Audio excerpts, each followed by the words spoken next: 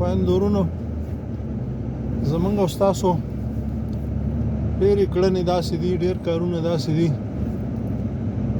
چې ښکاره یو شی او پټ بیا بل شی.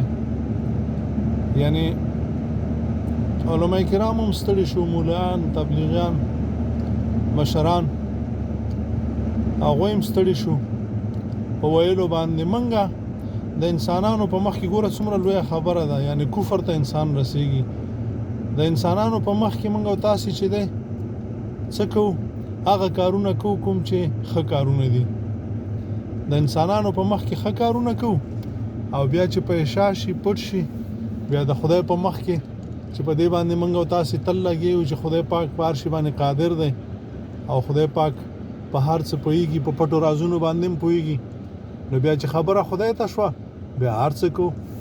بیلګه مثال دا دی چې موږ او تاسې درواغ وایو.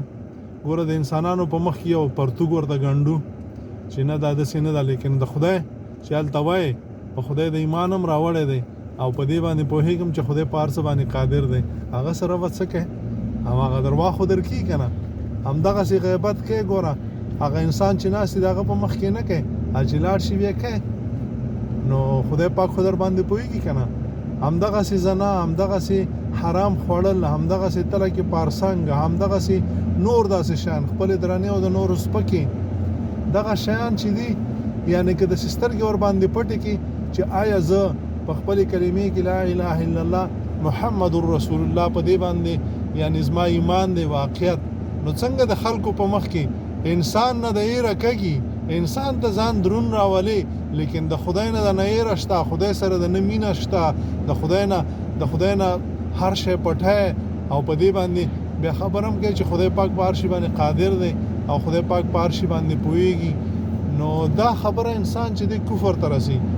عزیزانو، همدغه شی نه دي چې نن موږ خراب یو. که چېرته موږ او تاسې په راسته شو، په حق شو، د حق ملګري شو، حق ووایو، حق وکړو، بیا به موږ او تاسې که پټې که ښکاره یو، موږ او تاسې به بیا غلط کار نه کوو. نن موږ شپې او ورځې همدا خبرې کوو، شپې او ورځې همدا وایو چې خدای په هر څه باندې قادر دی، لیکن بیا چې یو څه وکړو، زه خو د دیندارو طبقو نه ډېر اورم، بیا هغه دا خبره کوي چې د موږ سره شیطان دی.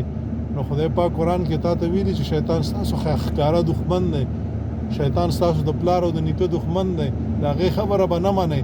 آیا تاسو ته کله خدای پاک په قرآن او حدیث کې ویلي دي چې که شیطان تیر ایستلی نو بیا هغه خبره به بیا به تا موږ وبخو؟ خو همدغه دی که نه، شیطان د تیر باسي، هم د همدې پوښتنه به درنه کوي خدای پاک، او بیا به د دوزخ ته اچي، اور ته به د ور اچي. نو د شیطان مه منه. نو خدای پاک درته د شیطان مه منه، رسول الله صلی الله علیه وسلم درته شیطان مه منه، هغه ستا دښمن دی او ته بیا ځان ته دوکه ورکوې. او زه بیا ډېر په دې باندې خجالت وباسم چې دا دیندارې طبقه دا وایي موږ سره شیطان دی. نو چې شیطان خو همدا شیطان د غرقي که نه، همدا شیطان د خدای سره په جنګ اچي که نه، ولې دا کارونه کوي؟ الله مو ښاد و آباد لره، ژوندي اوسئ، د شیطان مه منئ، یو بل وزغمئ، د یو بل قدر وکړئ، یو بل سره مینه وکړئ. سمه ده؟ السلام علیکم ورحمت الله.